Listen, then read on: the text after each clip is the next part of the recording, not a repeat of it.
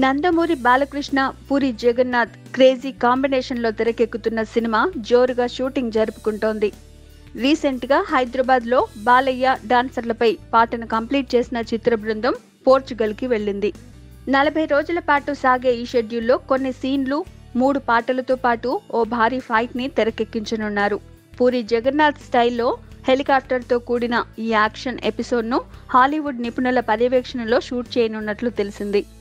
గౌతమిపుత్ర శాతకర్ణి తర్వాత బాలయ్య చేస్తున్న ఈ సినిమా మాఫియా నేపథ్యంలో సాగనుంది.